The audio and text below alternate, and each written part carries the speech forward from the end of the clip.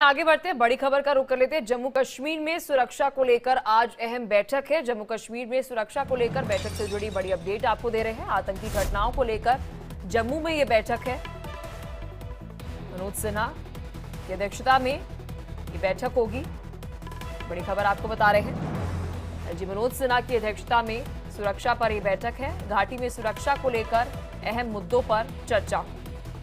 ये खबर जम्मू कश्मीर से आपको बता रहे हैं।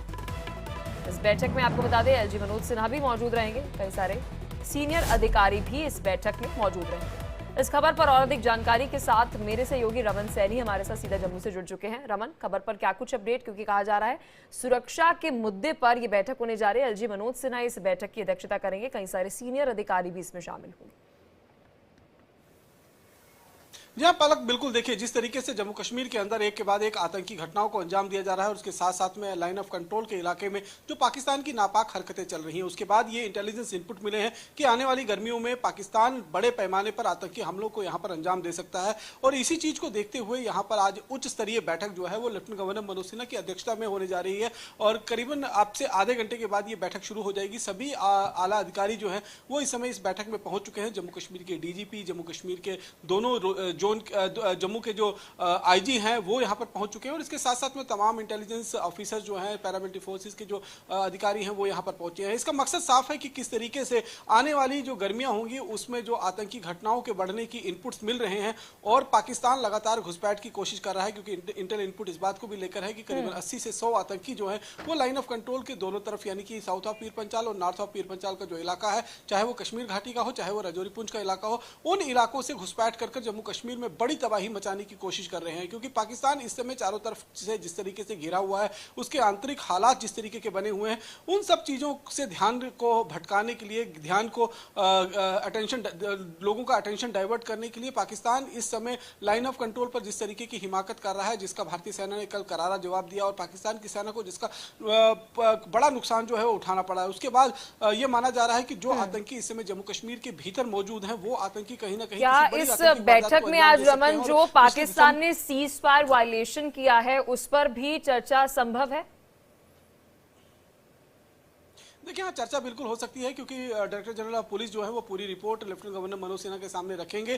क्योंकि ये लाइन ऑफ कंट्रोल का जो इलाका है वो सेना के कंट्रोल में आता है, इसलिए इसमें direct control Jammu Kashmir police का तो नहीं रहता है, लेकिन इसके रिपरकशंस क्या हो सकते हैं, किस तरीके से जम्मू कश्मीर में जो लाइन ऑफ कंट्रोल है उसमें जो पाकिस्तान हिमाकत कर रहा है और उस पर भारतीय सेना ने जो पलटवार किया है, क्या उसके बदले में दोबारा यहाँ पर जो बैठे हुए आतंकी हैं किसी बड़ी आतंकी वारदात को अंजाम तो नहीं दे सकते। अगर कोई ऐसी कोशिश हो रही है, इसका कोई इंटेल इनपुट आ रहा है, तो इसको किस तरीके से कंट्रोल करना है, किस तरीके से आतंकियों को कॉर्नर करते हुए मार गिराना है, ताकि आने वाली गर्मियों में इस तरीके की जो आतंकी गतिविधियों में इजाफा देखने को मिलता है उसमें जो है वो कमी लाई जा सके। तो इन सब चीजों पर देखते हुए हमने देखा कि देश के गृह मंत्री जो है उन्होंने भी एक सप्ताह में 3 बार जम्मू कश्मीर के सुरक्षा को लेकर समीक्षा बैठक की। अलग अलग जो सिक्योरिटी फोर्सेस के ऑफिसर्स हैं उनके साथ बैठक हुई, पहले आर्मी के साथ उनकी बैठक हुई, उसके बाद जम्मू कश्मीर पुलिस के साथ हुई और उसके बाद पैरामिलिट्री फोर्सेस जो है जिसमें सीआरपीएफ, एसएसपी और बीएसएफ के जवान जो आते हैं उनके साथ अलग तौर पर बैठक हुई। क्योंकि घुसपैठ की कोशिशें जो है वो लगातार हो रही हैं। अभी भी इनपुट मिल रहे हैं